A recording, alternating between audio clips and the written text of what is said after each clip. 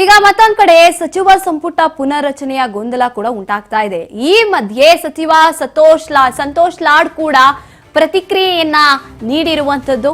ಸಚಿವ ಸಂಪುಟ ವಿಸ್ತರಣೆ ಹೈಕಮಾಂಡ್ ನ ತೀರ್ಮಾನ ಅಂತ ಇವರು ಕೂಡ ಹೇಳ್ತಾ ಇರುವಂತದ್ದು. ಸಂತೋಷ್ ಲಾಡ್ ಈ ವಿಚಾರವಾಗಿ ಪ್ರತಿಕ್ರಿಯೆ ನೀಡಿದ್ದಾರೆ. ಹೈಕಮಾಂಡ್ ತೀರ್ಮಾನ ಮಾಡುತ್ತಿದ್ದನ್ನ ನಾಯಕತ್ವ ಬದಲಾವಣೆ ಬಗ್ಗೆ ನಾನು ಮಾತನಾಡೋದಿಲ್ಲ ಅಂತ ಧಾರವಾಡದಲ್ಲಿ ಸಚಿವ ಸಂತೋಷ್ ಲಾಡ್ ಹೇಳಿಕೆ ಕೊಟ್ಟಿರುವಂತದ್ದು.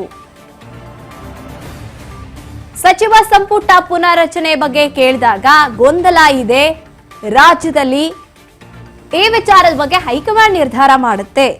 ಇನ್ನು ನಾಯಕತ್ವ ಬದಲಾವಣೆ ವಿಚಾರ ಏನಿದೆ ಅದ್ರ ಬಗ್ಗೆ ಕೂಡ ನಾನೇನು ಮಾತನಾಡೋದಿಲ್ಲ, ಹೈಕಮಾಂಡ್ ಹೇಳಿದೆ.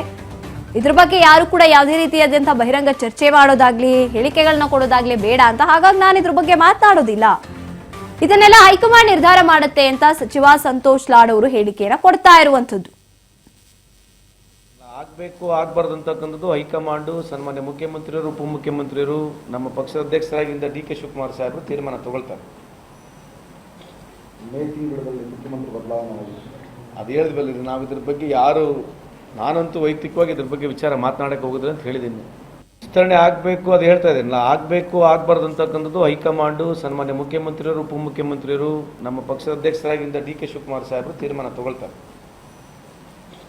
ಮೇ ತಿಂಗಳಲ್ಲಿ ಮುಖ್ಯಮಂತ್ರಿ ಬದಲಾವಣೆ ಅದು ಹೇಳಿದ್ವಲ್ಲ, ನಾವು ಇದ್ರ ಬಗ್ಗೆ ಯಾರು, ನಾನಂತೂ ವೈಯಕ್ತಿಕವಾಗಿ ಇದ್ರ ಬಗ್ಗೆ ವಿಚಾರ ಮಾತನಾಡಕ್ಕೆ ಹೋಗಿದ್ರೆ ಅಂತ ಹೇಳಿದ್ದೀನಿ.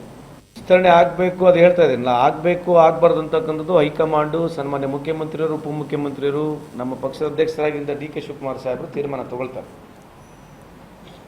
ಮೇ ತಿಂಗಳಲ್ಲಿ ಮುಖ್ಯಮಂತ್ರಿ ಬದಲಾವಣೆ ಅದು ಹೇಳಿದ್ವಲ್ಲ, ನಾವು ಇದ್ರ ಬಗ್ಗೆ ಯಾರು, ನಾನಂತೂ ವೈಯಕ್ತಿಕವಾಗಿ ಇದ್ರ ಬಗ್ಗೆ ವಿಚಾರ ಮಾತನಾಡಕ್ಕೆ ಹೋಗಿದ್ರೆ ಅಂತ ಹೇಳಿದ್ದೀನಿ. ವಿಸ್ತರಣೆ ಆಗಬೇಕು ಅದು ಹೇಳ್ತಾ ಇದ್ದೀನಿ, ಆಗಬೇಕು ಆಗಬಾರ್ದು ಅಂತಕ್ಕಂಥದ್ದು ಹೈಕಮಾಂಡ್ ಸನ್ಮಾನ್ಯ ಮುಖ್ಯಮಂತ್ರಿ.